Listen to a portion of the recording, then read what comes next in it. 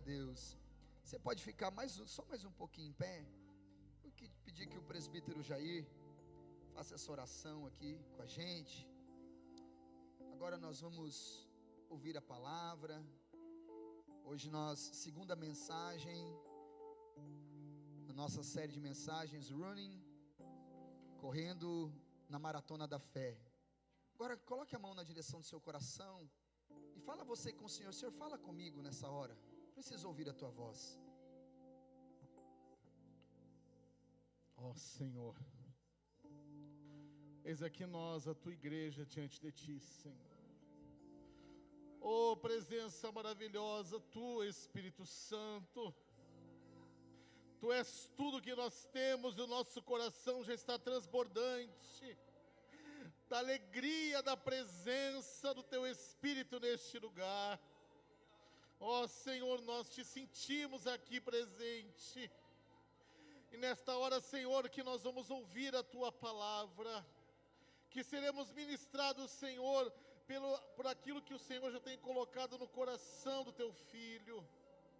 Nesta hora, Senhor, nós pedimos, quebra as barreiras do nosso coração, retira, Senhor, a trave dos nossos ouvidos e dos nossos olhos, mas que aquilo que saiu do teu coração para o coração do teu filho, queime dentro da nossa alma, que nós possamos sair daqui, Senhor, diferentes da forma como entramos, que possamos sair daqui cheios da tua presença, Senhor. Senhor, nos faz querer permanecer neste lugar de adoração. Queima, Senhor, os lábios do teu filho com a brasa no altar nesta hora. Aniquila, Senhor, toda a racionalidade. Mas Espírito Santo, toma conta do teu servo, do teu ungido nesta hora. Coloca as tuas palavras na sua boca, e que possamos ver salvação nesta noite, neste lugar. Nós assim oramos e o fazemos em nome de Jesus. Amém, Senhor. Amém. Glória a Deus. Pode sentar, meu querido, minha querida.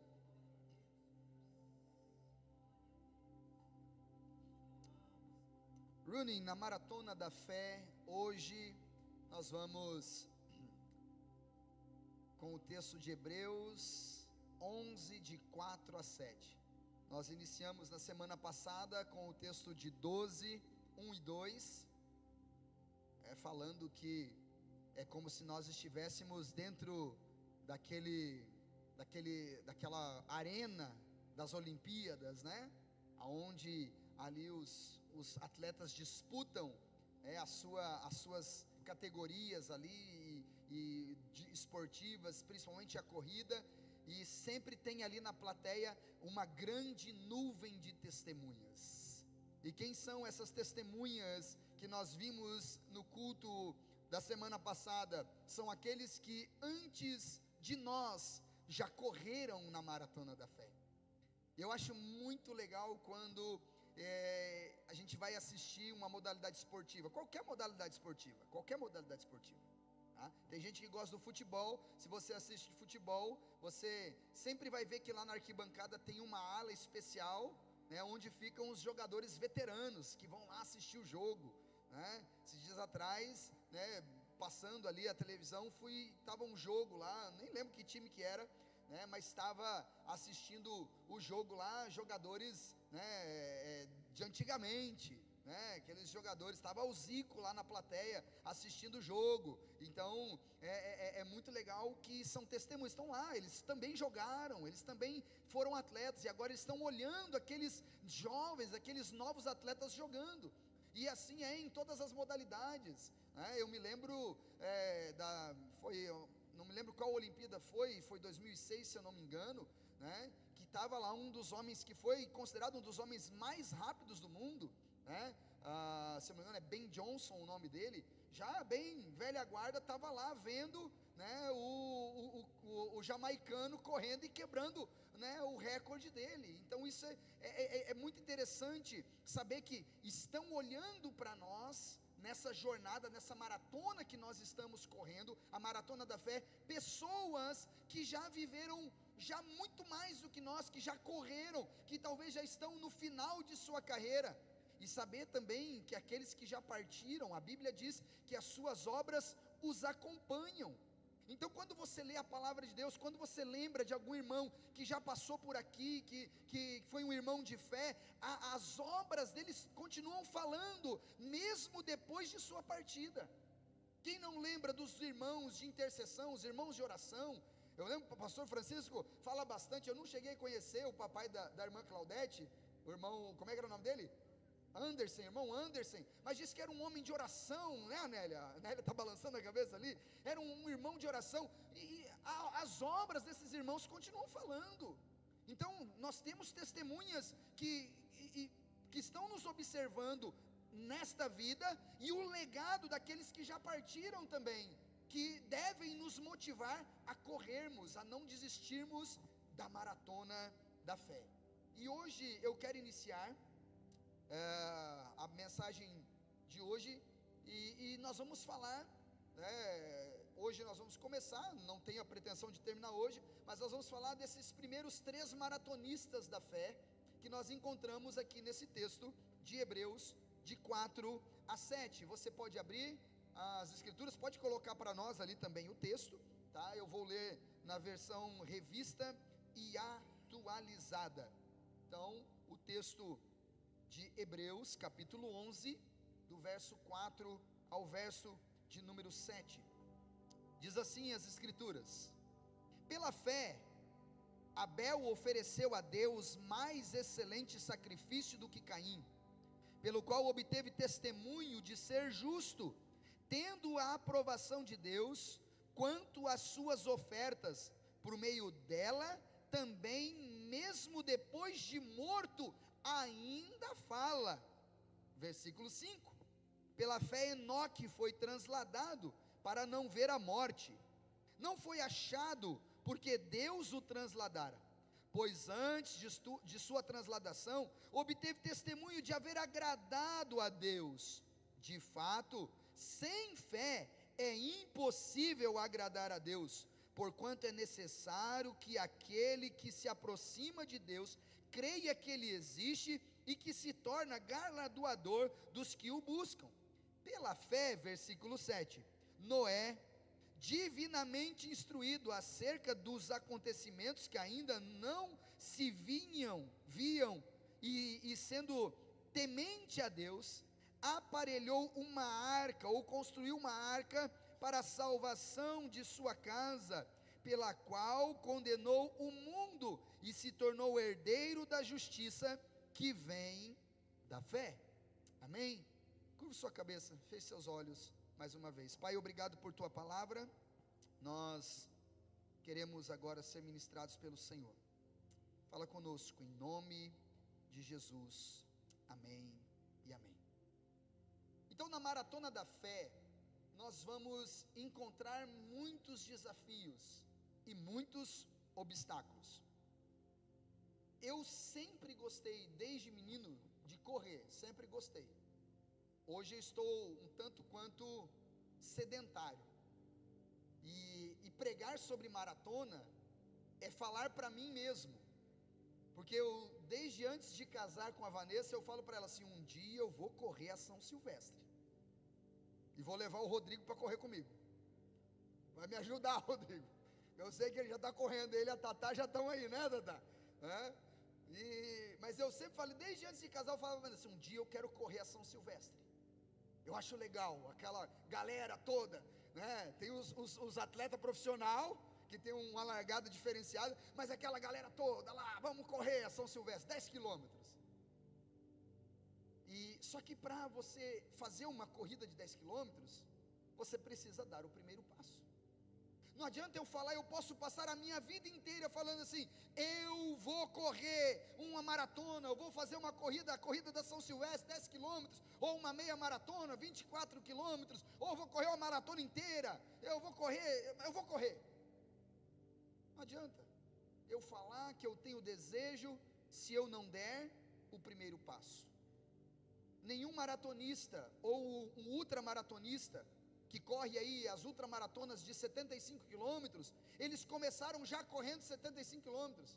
Não, eles começaram às vezes correndo 500 metros e andando mais 500 metros. Depois eles começaram a correr e conseguiram correr 1 quilômetro e andaram mais 1 quilômetro. Depois eles correram 2 quilômetros e andaram mais 2 quilômetros. E assim eles foram treinando o seu organismo para que eles se tornassem bons corredores com resistência física, respiratória e emocional e psicológica. Eu falei na semana passada sobre o Vanderlei Cordeiro, que em uma das Olimpíadas foi surpreendido por um galês que roubou dele o primeiro lugar, mas não tirou dele o término da corrida, porque ele sabia aonde ele queria chegar. Nesta maratona da fé, todos nós temos um alvo, e até aqueles que aparentemente não chegaram lá, chegaram, porque na maratona da fé, a vitória, ela é um paradoxo para a mente humana, porque se você olhar para as personagens que nós lemos aqui, você vai pensar assim, mas nenhuma delas viram a Jesus, será? Será que não viram? Talvez eles, como diz o texto, eles não alcançaram a visão do cristianismo como nós hoje o temos. Talvez eles não experimentaram a graça de Cristo, de Deus em Cristo, como hoje nós experimentamos, mas o texto diz que todos eles alcançaram um testemunho pela fé. Porque nessa maratona não se corre com argumentos humanos. Nessa maratona não se corre com conhecimentos filosóficos. Nesta maratona se corre com os olhos fixados em Jesus, autor e consumador da nossa fé. Então, nessa maratona nós vamos ver uma jornada através da vida de Abel, a maratona que Abel correu, que Enoque e Noé, 3 corredores incansáveis na maratona da fé, que entraram na galeria dos heróis da fé e que nos inspiram hoje. Então, quando nós olhamos para uma corrida que vale a pena, é aquela corrida que você sabe que você vai ter uma premiação boa, e a melhor premiação é a premiação da vida eterna. Então essa corrida da fé vale a pena. A vida cristã é frequentemente comparada a uma maratona, não uma corrida de velocidade, como eu falei na semana passada, fazendo a diferença entre o fundista, que é um corredor de longas distâncias, e um velocista, que é um corredor de curtas distâncias. O velocista, ele precisa de explosão, geralmente mais alto, mais forte, com seus músculos bem trabalhados, para que ele possa ter explosão e velocidade, a fim de chegar em primeiro lugar. Mas coloca um velocista para correr com um fundista numa maratona, quando ele chega no primeiro quilômetro, ele já está com meio metro de língua para fora, porque o corpo dele não é preparado para a maratona. E muitas vezes nós estamos nos propondo correr uma maratona com mentalidade de velocista. A gente está se propondo correr a maratona da fé com a mentalidade de alguém que tem capacidade de correr só 100 metros, achando que a vitória da corrida da fé, da maratona da fé, ela é assim, ó. Se nós continuarmos lendo o texto de Hebreus 11, você vai ver que muitos apenas visualizaram a promessa, mas humanamente não alcançaram. Eles a alcançaram pela fé. Não é uma corrida de velocidade, mas é uma jornada de resistência e perseverança inabalável. Então nós apresentamos aqui 3 corredores extraordinários que participam desta maratona divina, desta maratona da fé: Abel, Enoque e Noé. Cada um deles enfrentou desafios únicos, mas todos compartilhavam uma mesma característica fundamental: eles corriam com os olhos fixos no autor e consumador da fé. Todos eles, o texto diz que todos eles foram justificados pela fé. Eles receberam justiça pela fé, eles foram justificados pela fé que eles guardavam em seu coração. Então, o autor aos Hebreus, ao escrever para a comunidade que enfrentava perseguição, desânimo, não escolheu esses exemplos por acaso. Ele sabia que esses homens de fé representavam diferentes aspectos na jornada do cristão. Então, quando o autor aos Hebreus colocou cada um desses autores, ele estava pensando em uma área da vida do cristão que precisava do exemplo desses homens.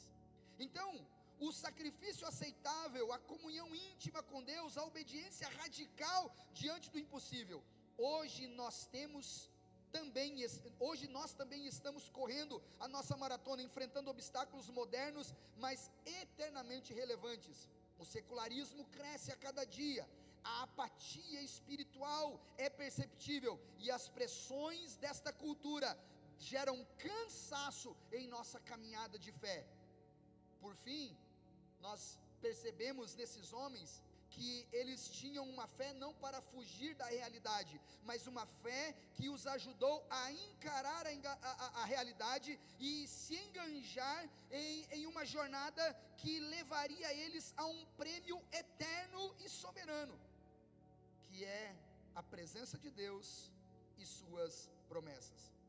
Esses três homens não viveram em tempos fáceis. Abel viveu logo após a queda. Abel e Caim foram os primeiros filhos de Adão após a desobediência. Então veja, eles não souberam, eles ouviam de seus pais como era o Éden. Eles não visitaram o Éden, Bia, não puderam visitar o Éden. Eles ouviram de seus pais como era conversar face a face com Deus. Eles não conversaram face a face com Deus.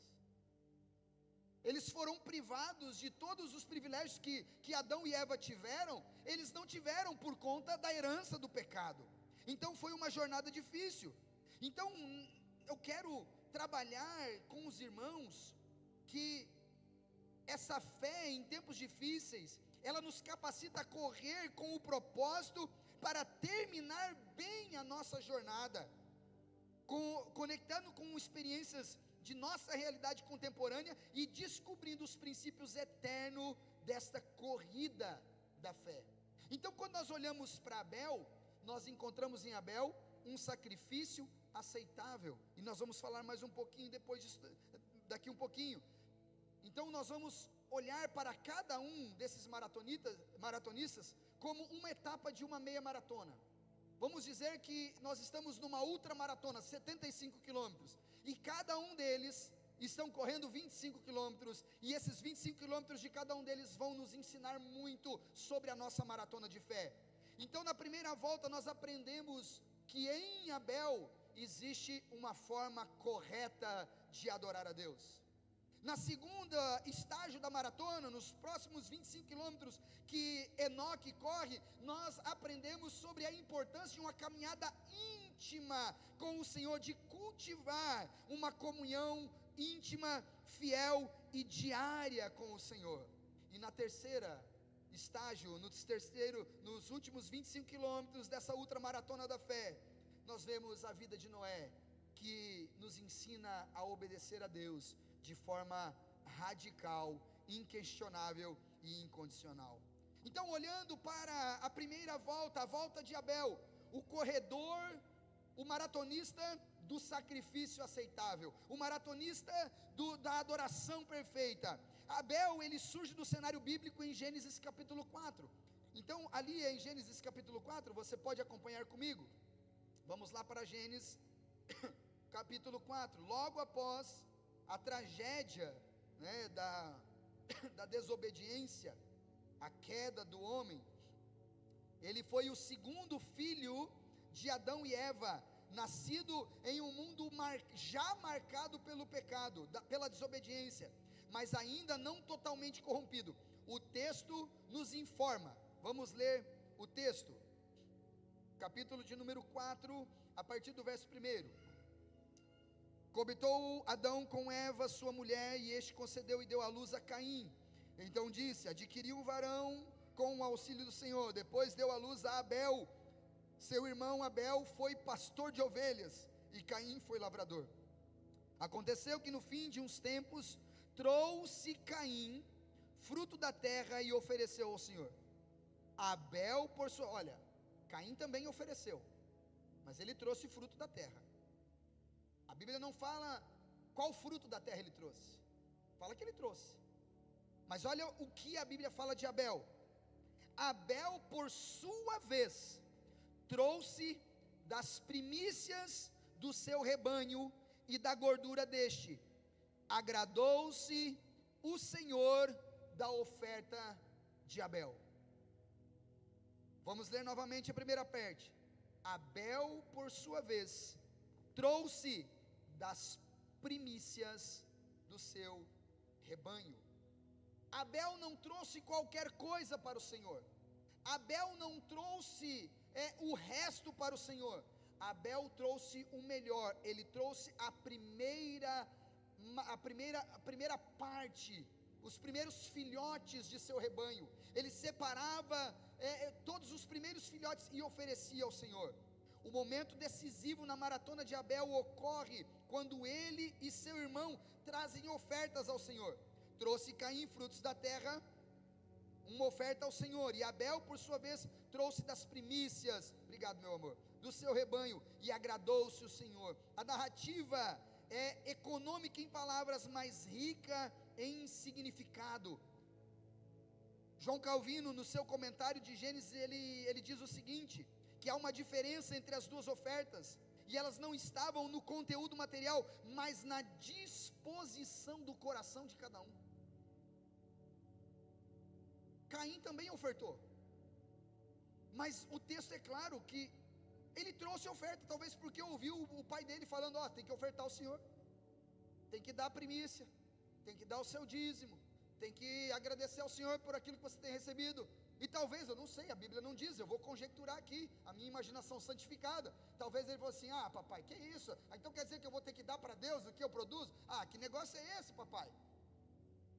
Enquanto Abel, quando ele ouve que deveria ser grato a Deus por tudo quanto Deus lhe dava, ele não questionou, ele não titubeou, ele não hesitou, pelo contrário, ele foi e separou o melhor. Abel trouxe das primícias do seu rebanho, e a melhor parte, a parte gordinha da ovelha, e ofereceu ao Senhor.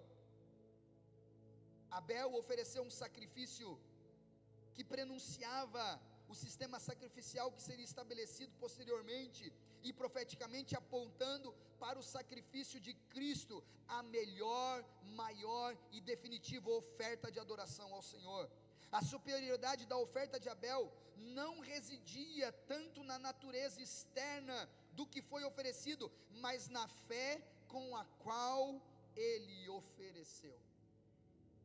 Em Hebreus 11:4, que nós lemos aqui, diz que pela fé Abel ofereceu um sacrifício maior do que o sacrifício de Caim. Não em quantidade, porque nós não sabemos a quantidade de frutos da terra que Caim ofereceu a Deus, mas o texto nos deixa claro que a intenção do coração de Abel foi superior, e foi a excelência de sua oferta. Abel ofereceu a Deus um sacrifício superior. A palavra traduzida para superior aqui é pleiona, que sugere não apenas uma quantidade maior, mas uma qualidade superior e um valor essencial muito maior do que o de seu irmão. Então aqui nós olhamos que na corrida, na maratona da fé, nós precisamos aprender com Abel a sermos verdadeiros adoradores. E um verdadeiro adorador é aquele que não nega as primícias ao Senhor. Então, nós aprendemos aqui que na maratona da fé, nós precisamos ter um princípio da primazia. Um bom maratonista, sabe qual é a primeira coisa que ele faz quando ele levanta? Ele vai fazer o seu treino. Nenhum maratonista vai para uma corrida sem treinar antes, sem se preparar. E nós, muitas vezes, nós queremos oferecer adoração ao Senhor, nessa maratona da fé, de qualquer maneira, irmãos. Não pode. Abel deu o primeiro e o melhor, Caim ofereceu apenas o que sobrou, não necessariamente o primeiro. A fé genuína se manifesta numa prioridade correta. Se nós temos fé verdadeira, irmão, essa fé vai se demonstrar naquilo que é prioridade para nossas vidas. Se a vida com Cristo é prioridade, você vai ter uma vida de fé nessa jornada, você vai dar prioridade às coisas de Deus. Então o nosso coração, ele determina o valor da oferta diante de Deus. E aí eu me lembro da visão de Jesus com seus discípulos no templo. Estava Jesus lá perto do gasofilácio, num dia de culto, irmãos. Jesus estava perto do gasofilácio, observando o povo lançar a oferta no gasofilácio, presbítero Jair. E estava lá o povo lançando, e Jesus observando. Tinha um vinha, dava um tanto, outro vinha, dava um tanto. E de repente se levanta uma viúva, pobre. O texto de Lucas faz questão de apontar essa característica da mulher. A mulher era viúva e era pobre. E tinha apenas 2 moedinhas. Que talvez são 2 moedinhas, fossem 2 moedinhas hoje, vamos colocar de R$1. Que você dá para o teu filho comprar paçoquinha, comprar rapadurinha na mercearia. Você dá 2 moedinhas de R$1, ele vai ali, né? Esses dias atrás saí com a Eloá, fui no mercado. Papai, eu tenho meu dinheiro, eu quero comprar alguma coisa. Daí ela com a bolsinha dela, eu abri a bolsinha dela, tinha R$1,25. Eu quero comprar, papai. O que você quer comprar, filho? Eu quero comprar um chips e uma Coca-Cola. Ainda bem que o pai estava junto, né? Aí o pai comprou o chips e a Coca-Cola para ela, né? Mas era tudo que ela tinha. E no texto fala que aquela mulher, aquela viúva pobre, com aquelas 2 moedinhas, depositou tudo que ela tinha em oferta ao Senhor. E Jesus olha para os discípulos e fala assim: quem deu mais ali? Quem vocês acham que ofertou mais? E Jesus falou assim: em verdade vos digo, que aquela viúva pobre, ela deu uma oferta sobremodo excelente, porque enquanto os outros davam daquilo que sobrava, ela deu de coração todo o seu sustento. Não tem a ver com a quantidade que nós adoramos, tem a ver com a qualidade que nós entregamos a nossa vida, nosso coração ao Senhor. Não tem a ver com o tempo que nós passamos aqui. A gente pode fazer um culto rápido de 1 hora, irmãos, e ser o melhor culto a Deus, ser o culto mais agradável a Deus. Ou nós podemos ter um culto cheio de pirotecnia e luzes e tudo, e 2, 3 horas com apresentações musicais e palavras formidáveis e tudo que você pensar de melhor, e não passar do teto. Porque o coração é que determina o valor da oferta diante de Deus. Não é o valor intrínseco da oferta que agrada a Deus, mas a fé que motiva o coração a apresentar a oferta a Deus. Mas Abel teve a sua maratona interrompida. Mas mesmo com a sua maratona interrompida, a oferta dele, a atitude dele ainda fala aos nossos corações. A resposta à aceitação divina da oferta de Abel foi trágica e reveladora da natureza caída e invejosa de Caim, seu irmão. Quando Caim viu que Deus recebeu a oferta de Abel e não a dele, ele ficou bicudo. E sabe que isso continua acontecendo com a gente. A gente vê, às vezes, um irmão começou ontem na caminhada, na maratona aí que começou ontem, converteu ontem, irmão, no culto de ontem à noite, converteu. E aí chega no culto de domingo à noite, Bia, ele já tem testemunho de fé para contar, de que ele orou em casa e Deus respondeu a oração. aí vem e conta o testemunho com um coração alegre, daquilo que ele recebeu de Deus, daquilo que ele está ofertando a Deus. Aí às vezes tem os Caim da vida: eu sirvo a Jesus há tanto tempo e eu não tenho um testemunho desse para contar. Irmão, nós precisamos nos livrar da síndrome de Caim. Caim é um coração invejoso que não se detém em fazer o melhor para Deus e critica aqueles que o fazem.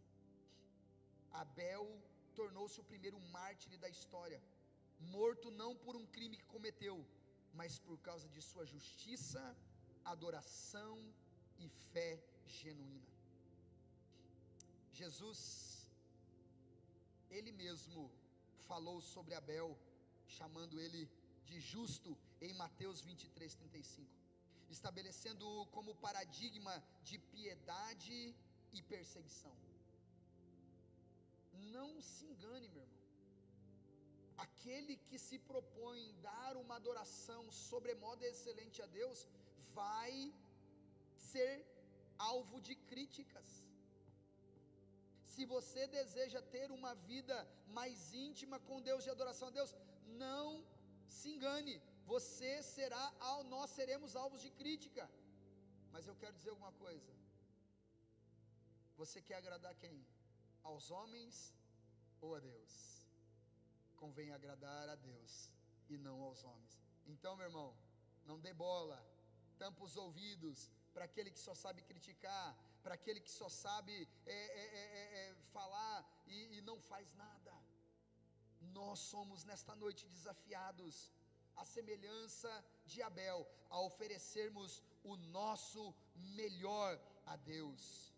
Hebreus 11:4 acrescenta ainda mais uma dimensão profunda e significativa: por meio dela, mesmo depois de morto, ainda fala. A sua adoração pode ser mencionada daqui a 100 anos, se Jesus não voltar, e tiver gente lá, daqui 100 anos adorando a Jesus, ela vai lembrar: olha, eu conheci um homem, eu conheci uma mulher, lá na igreja batista do Canalete, que era uma referência de adoração, que era um homem e uma mulher, que quando cantava, quando orava, quando pregava, os céus se abriam, porque era um homem e uma mulher, que apresentavam uma adoração genuína ao Senhor.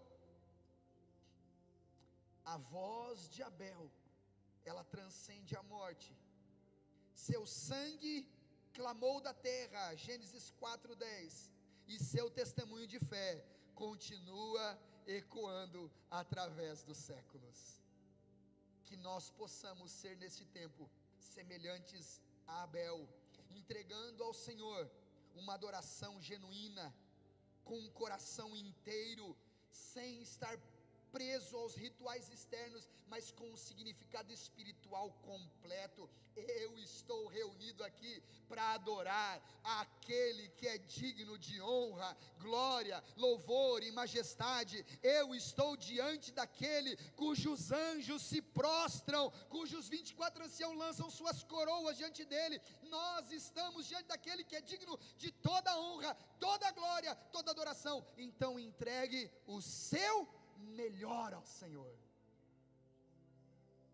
Sabe, irmãos, tem dias e dias, mas eu sempre falo com o Senhor: Senhor, eu quero entregar sempre a minha melhor adoração, como se fosse o meu último dia na terra. Eu quero cantar como se fosse minha última canção. Eu quero orar como se fosse a minha última oração. Eu quero pregar como se fosse a última pregação, porque eu quero entregar sempre o melhor ao Senhor. Uma adoração verdadeira, ela é composta de generosidade sacrificial. E aí eu me lembro de Davi, quando Davi estava já no fim de sua vida, passando por um tempo tenebroso no seu reinado. O próprio filho Absalão estava dividindo o reino e querendo depor o seu pai do trono e assumir o trono. E ele foge, ele vai se esconder na casa de um homem, num alto monte, e ali ele pede para o Senhor. O que ele vai fazer? O Senhor fala assim: dê um sacrifício para que as coisas voltem ao normal. E ele vai para aquele homem e fala assim: olha, eu quero tantas juntas de novilha, eu quero uma porção de terra para eu levantar um altar aqui e adorar o Senhor. E o homem falou assim: rei, pega o que você quiser, não precisa pagar nada. E ele diz: eu jamais darei coisa alguma ao Senhor que não me custe. Abel deu o melhor ao Senhor, e no fim entregou a sua própria vida a Ele. Muitas vezes nós estamos oferecendo apenas aquilo que nos sobra, mas quando oferecemos o nosso melhor, de forma generosa e sacrificial, o Senhor se agrada. Mas muitas vezes uma adoração genuína, ela pode sofrer perseguições, não porque está errado, mas porque está andando em justiça. Irmão, o mundo é tão injusto que quem anda em justiça é criticado. O mundo é tão podre, tão podre, tão podre, que quem está correto é criticado, quem está certo está errado.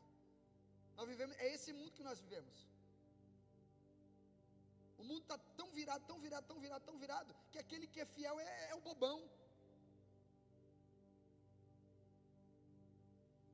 Você vê hoje as pessoas casam, descasam e está tudo bem, e as pessoas roubam, mentem e está tudo bem.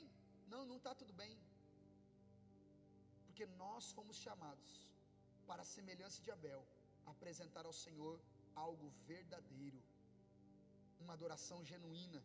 E quando nós entregamos ao Senhor essa adoração genuína, essa adoração verdadeira, essa fidelidade pode resultar para nós em perseguição, como para Abel resultou num martírio, mas também em um testemunho eterno. Eu vou partir e vou ficar somente em Abel hoje, só em Abel, para não te cansar. Por isso, eu quero aplicar para você sobre a maratona da adoração. A corrida de Abel nos desafia profundamente em nossa geração. Vivemos em uma era de superficialidade religiosa. Vamos pensar eu não tenho, irmão, não tenho nada contra, por favor, me entenda bem. Eu quero que você me entenda bem. Eu canto também as canções de hoje, eu canto as canções de hoje. Mas vamos pensar um pouquinho. É claro, a gente pode adorar o Senhor de forma espontânea, e eu gosto, né? Essa canção no Brasil virou uma canção, mas é uma canção que é de Bill Johnson, que nasceu lá na Bethel Church, né? Que é um espontâneo. Lindo, lindo, lindo é, glória, glória eu te dou, Jesus. Mas você vê que as canções de hoje, elas são repetitivas. Mas olha, uma canção, talvez da minha época de adolescência, infância: nas estrelas vejo a sua mão, e no vento ouço a sua voz. Deus domina sobre terra e céu, o que Ele é para mim. Eu sei o sentido do Natal, pois na história tem o seu lugar. Ele veio para me salvar, o que Ele é para mim. Mas um dia o seu amor senti, sua imensa graça recebi, e entendi que Deus não vive longe lá no céu, sem se importar comigo, mas agora ao meu lado está, cada dia cuida o meu andar. E assim você vê uma canção que fala de comunhão com Deus, uma canção que fala de alguém que tem um relacionamento com Deus, de alguém que tem uma vida de adoração a Deus. Frida Winger, esposa de Gunnar Winger, ela, em um momento que eles não estavam vivendo tão bem, a Suécia já não mandava mais oferta para eles, mas diante de tudo isso, ela, no seu piano, ela começou a cantar: precioso para mim é Jesus, precioso para mim é Jesus. Já achei uma flor gloriosa. E ela começou a cantar. Quando o Senhor se tornou para ela a fonte da sua verdadeira adoração. E assim nós somos desafiados a vivermos uma vida de mais profundidade no nosso relacionamento com Deus, na nossa adoração a Deus. Quantas de nossas ofertas, seja de tempo, de recursos, de talentos, são verdadeiramente primícias ao Senhor, ou são apenas sobra que é conveniente? Timothy Keller, ele diz o seguinte: o dinheiro que mais revela, é o que mais revela nosso ídolo, não é o que damos, ou melhor, o dinheiro que revela o nosso ídolo não é o que nós damos, mas é o que nós retemos. Abel nos ensina que Deus não está interessado em nosso resto, mas em nosso melhor. Ele deseja ser prioridade absoluta para você e para mim, e não uma opção conveniente. Eu gosto muito de uma palavra do pastor Luiz Hermínio, que eu aprendi com ele. Deus, Jesus, ele nunca foi dizimista. Sabia disso? Jesus nunca foi dizimista. Jesus, ele foi tudista, porque ele entendeu que para Deus nós damos o nosso tudo. Tudo é dele, tudo é para ele, tudo é por ele. Na comunidade cristã, nós enfrentamos desafio de sincretismo religioso, de uma religiosidade nominal. Muitos trazem ofertas religiosas externas, enquanto seus corações permanecem divididos entre Deus e os ídolos da cultura, do sucesso, do conforto e do reconhecimento. A maratona de Abel nos convida a um exame rigoroso. Nossas ofertas de adoração emanam de fé genuína ou de tradições vazias? A nossa oferta ao Senhor, ela é uma oferta de fé genuína ou é apenas uma tradição? Por que eu estou aqui? Porque meu pai foi, minha mãe foi, minha avó foi, meu bisavô foi.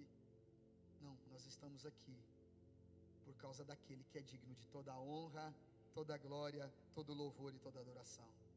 Além disso, Abel nos prepara para uma realidade desconfortável. A fé autêntica frequentemente atrai oposição. Viver de maneira radicalmente diferente do mundo,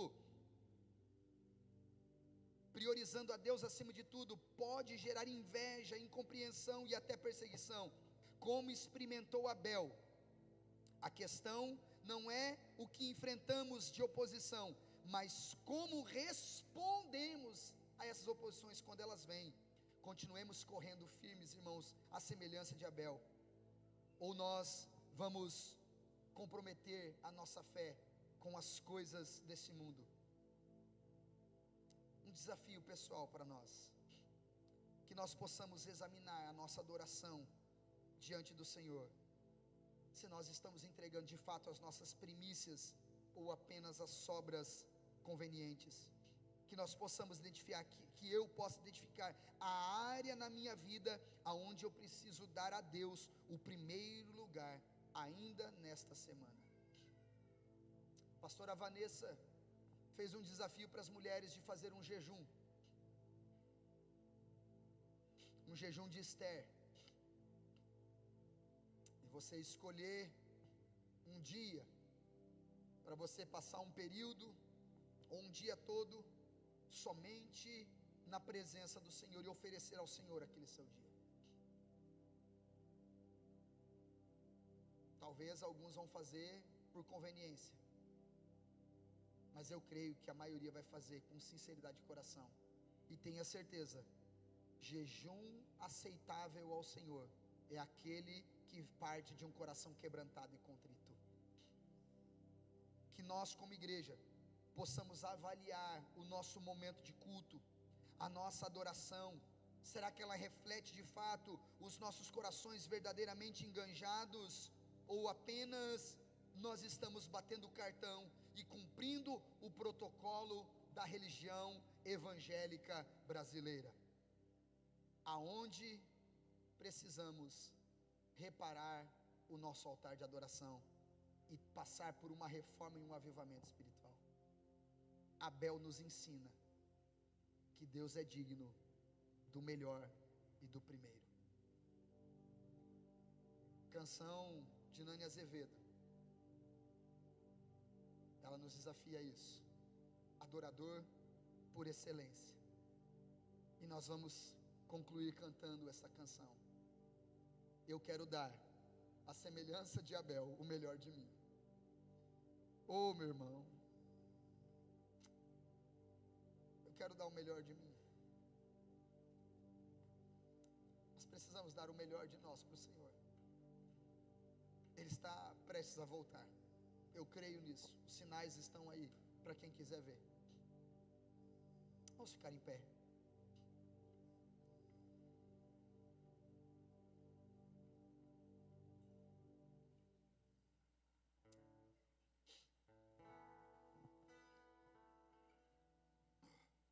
E vamos cantar essa canção. Eu quero ser a semelhança de Abel, um adorador por excelência. Aleluia. Que nós possamos entregar as nossas primícias ao Senhor. Que nós possamos entregar de todo o coração. Quero dar o melhor de mim.